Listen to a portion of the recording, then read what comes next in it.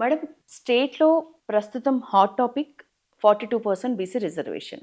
దీనిపైన మీ కామెంట్ ఏంటి? అసలు 42% రిజర్వేషన్ సాధ్యమయ్యే పనేనా? అమ్మ ఇప్పుడు అది కాంగ్రెస్ పార్టీ ఇచ్చిన ఒక హామీ. ఇచ్చినప్పుడు నెరవేర్చాల్సింది ఎవరు? కాంగ్రెస్ పార్టీ. ఆబ్వియస్లీ కదా! దాన్ని తీసుకొచ్చి మళ్ళీ ఎందుకు కేంద్రం మీదో లేకపోతే భారతీయ జనతా పార్టీ మీదో వస్తుంది. హ్మ్. ఇప్పుడు వాట్ ఎవర్ ఈస్ పాసిబుల్ నువ్వు ఆ హామీ ఇవ్వాలి, ఆ హామీ నెరవేర్చాలి. నీకు కాదు అనుకున్నప్పుడు ఎట్లా ఇస్తావు హామీ? ఇవాళ 50% రిజర్వేషన్ దాటడానికి వీల్లేదు. హ్మ్. అది తెలుసు. తెలిసినా కూడా కావాలని చేశారు అనంటే ఏమని చెప్పాలి? రాజకీయంగా ఊరినే బీసీలని వాడుకుందామనే కదా ఉద్దేశం. హ్మ్. ఇవాళ భారతీయ జనతా పార్టీ ఎక్కడా అపోజ్ చేయలా.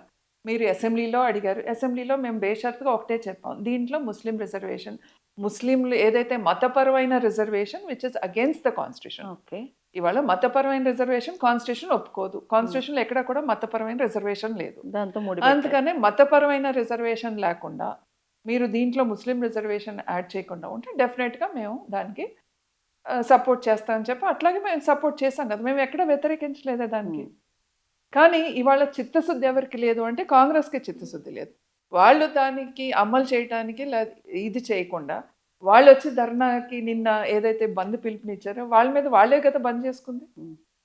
అది వాళ్ళు కదా ఆలోచించుకోవాలి. అందుకని ఎప్పుడైనా సరే కాంగ్రెస్ పార్టీ ఎప్పుడూ కూడా ఓటు బ్యాంక్ వాడుకోవటానికి తప్ప అంతకు మించి ఇంకోటేం లేదు. కాంగ్రెస్‌కి ఏ రోజు చిత్తశుద్ధి లేదు. ఇవాళ భారతీయ జనతా పార్టీ మీరు చూడండి.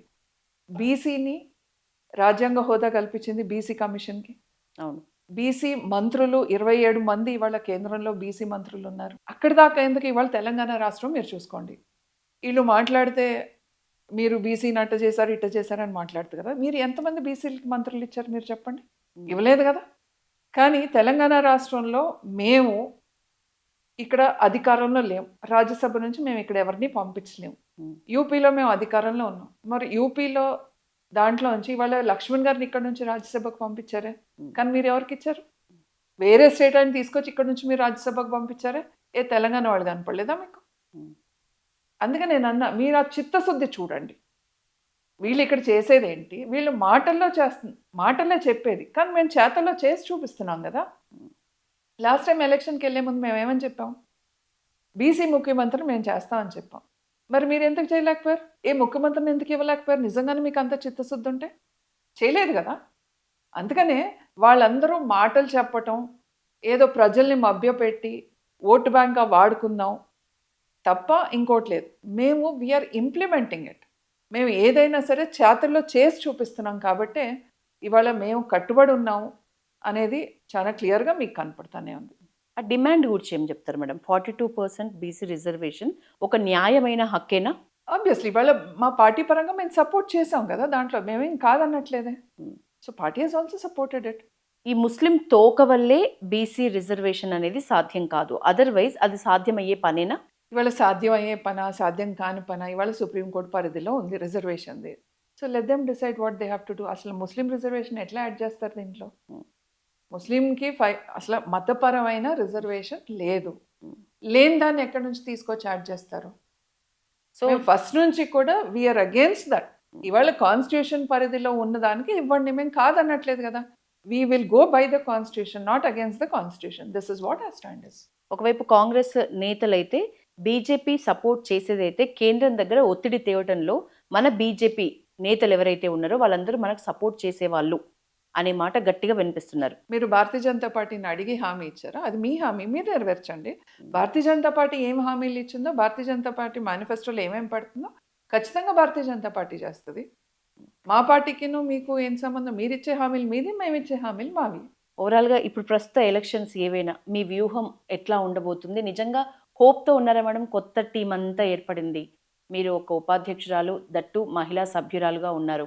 సో, హోప్ ఉందా? మంచి ఇ ఇంతకు ముందుతో పోలిస్తే ఇప్పుడు మెజారిటీ ఎక్కువ తెచ్చుకుంటాం. లోకల్ ఎలక్షన్స్ అయినా, మన మేయర్ అయినా, లేకపోతే జూబ్లీ హిల్స్ ఎలక్షన్ విషయంలో. But definitely any election for any political party is definitely important. And for us, it is definitely important. ఒకటి ఎలక్షన్ అనేది ఒకటి మా ఐడియాలజీని తీసుకెళ్ళే ఒక ప్రయత్నం చేస్తాం ఎలక్షన్ టైంలో.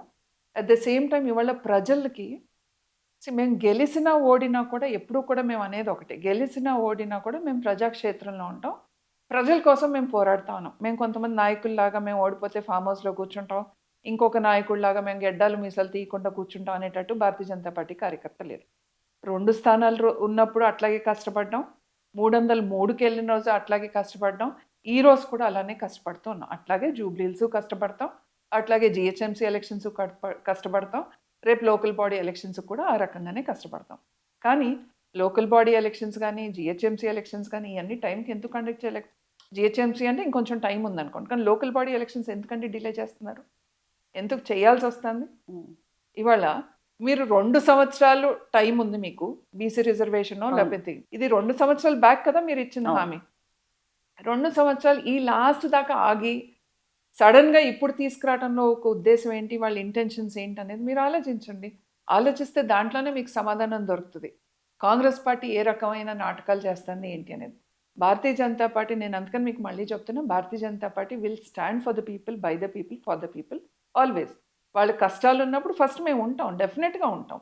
మీరు మా ఎంపీలు కానివ్వండి, మా ఎమ్మెల్యేలు కానీ చూడండి. ప్రజలకి కష్టాలు వచ్చినప్పుడు డెఫినెట్‌గా ఉన్నారు. ఇవాళ హైడ్రా లాంటి ఇది మీరు తీసుకొచ్చినప్పుడు ఎవరండి వాళ్ళకి అండగా ఉంది? భారతీయ జనతా పార్టీయే కదా అండగా ఉంది. ఉమ్. మిగతా నాయకులు ఎప్పుడు ఏ రోజు కనపడలేదే. ఎర్రగడ్డ శ్మశాన వాటిక ఏదైతే హిందూ నివాసాలు ఎక్కువగా ఉన్నాయో వాటి మధ్యలో ముస్లిం రిలేటెడ్ ఒక శ్మశాన వాటికను ఏర్పాటు చేయడం దీనిపైన మీ అభిప్రాయం ఏంటి మేడం? నేను this is what I'm trying to tell. అసలు ఏంటి ఈ ప్రభుత్వం ఏం చేయదలుచుకుంటాను? మీరు ఆలోచించండి. అదే మీకు రోడ్ల మీద ఉన్న గుళ్ళన్నిటినేమో తొలగించారు. మరి రోడ్ల మీద అక్కడక్కడ సడెన్‌గా ఎక్కడి నుంచి వెలిసొచ్చాయి. మీరు అదే. చూడండి గూగుల్ తీసి ఉమ్. ప్రతి సంవత్సరం ఎలా ఉంది అనేది మీరు చూసుకుంటే సడెన్‌గా అవును. ముస్లిమ్స్‌కి సంబంధించినయన్నీ వచ్చినాయి. ఎందుకు తొలగించలేకపోతున్నారు? ఎందుకు ఇంత భయపడుతుంది ఈ ప్రభుత్వం? దేనికోసం భయపడుతుంది? ఇవాళ హైడ్రా కూడా మీరు చూస్తానే ఉన్నారు. ఓవైసీ కాలేజీని మాత్రం ఏమీ చేయదు. మిగతా వాళ్ళందరియి మాత్రం కూలగొడతారు. అంటే సామాన్య ప్రజలు ఆళ్ళు కష్టపడి రూపాయి, రూపాయి దాసుకుని ఒక ఇల్లు అంటే ఇల్లు అనేది ఒక సెంటిమెంట్ అండి. ఒక ఇల్లు కట్టుకోవటం అంటే అంత సామాన్యమైన విషయం కాదు. అలాంటిది ఒక ఇల్లు కట్టుకున్న దాంట్లోంచి గర్భిణీలనైనా లేకపోతే అప్పుడే పసిపిల్లల్ని కన్న తల్లినైనా లేకపోతే చనిపోయి ఉండేవాళ్ళ లేకపోతే అన్నం పెట్టుకుని తినే ముందు లాగి బయట పడేసిన ఎన్నో చూస్తూనే ఉన్నాం. ఎన్నో వీడియోస్ బయటకొచ్చినాయి. అలాంటి వాళ్ళందరిని బయటికి లాగేస్తే నిజంగానే ఉసురు తగలదా వాళ్ళకి? ఇవాళ శ్మశాన వాటిక. హిందూ శ్మశాన వాటికలో తీసుకొచ్చి వాళ్ళని పెట్టడం ఏంటి అసలు వాళ్ళ ఉద్దేశం ఏంటి అనంటే కావాలని రెచ్చగొట్టే ప్రయత్నం ఇదంతా. ప్రభుత్వం కావాలని చేస్తుంది. ప్రభుత్వం నిజంగానే ఇవాళ ఈ రాష్ట్రంలో పాలించే ప్రభుత్వం మాత్రం హిందూ వ్యతిరేక ప్రభుత్వం అనేది మనం ఖచ్చితంగా చెప్పగలుగుతాం.